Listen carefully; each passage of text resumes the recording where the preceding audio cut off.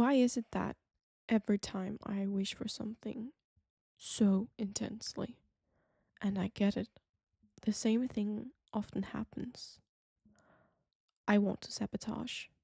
Somehow I feel so uncomfortable with actually achieving what I've dreamt of. I start to find the flaws, or rather looking for potential flaws. I make them up to hypothetical flaws. Like, are we actually kidding here?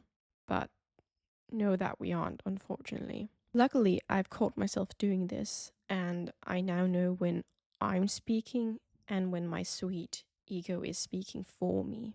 There is a saying which describes the situation I find myself in sometimes, a saying which explains why my ego is the way it is. It explains that survival is the one thing every living entity has in common to strive for. I'd more often than not want to stay in a familiar hell than an unfamiliar heaven.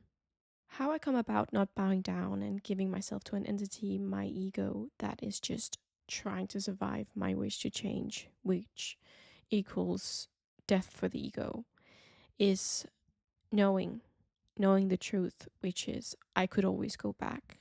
If I end up hating one of my dreams that much, I have free will to enter that life again because I decide, and it'll always be easier to go back because I already know that life.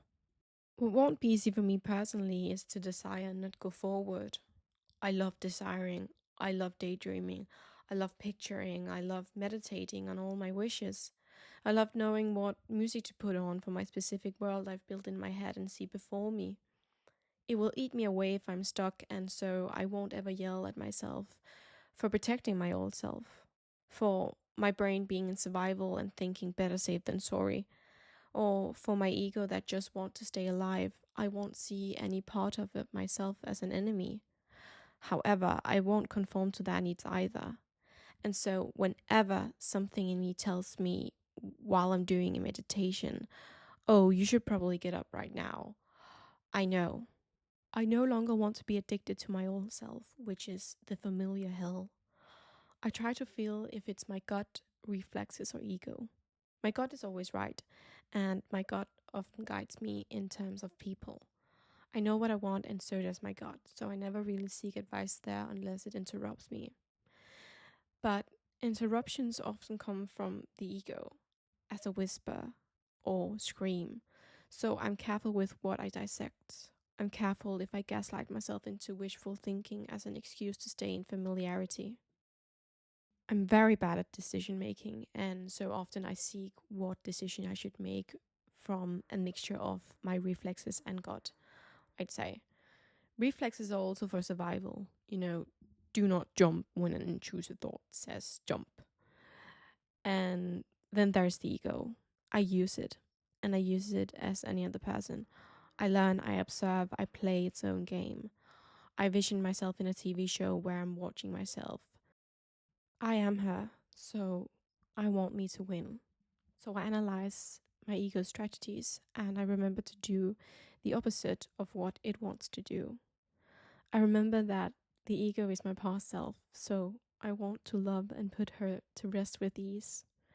I remember that my ego knows me just as well as I do, so it knows which buttons to press. It knows my trauma, it knows my triggers, it knows my previous thought pattern.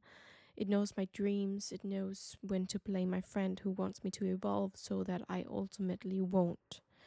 It knows how humans feel about time, it knows that it wants it to be wasted. Wasted time for the ego means longer lifespan. Anyway, learning who I am will always be one of the most important subjects for me to learn without being self absorbed. Trying will always be an achievement, it'll always be success. I'll always gain and evolve, and I'll always learn, especially about myself. An unfamiliar heaven means explore, adventure, it means Finn and Jake, it means Dora, it means Wendy. Right? I'm really making my childhood self happy here. The fact that it has the word heaven in it is also a reassurance that everything will be fine.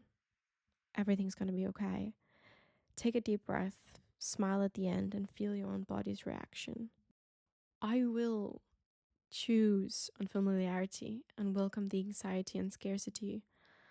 I will let them sit. I will let them be who they need to be as well. But one thing is, they have to be in the back seat. I'll never let them drive. And if they warn me about something dangerous appearing on the map to my destination, I pull over and check the map for myself. Maybe it was a white lie. Keep driving.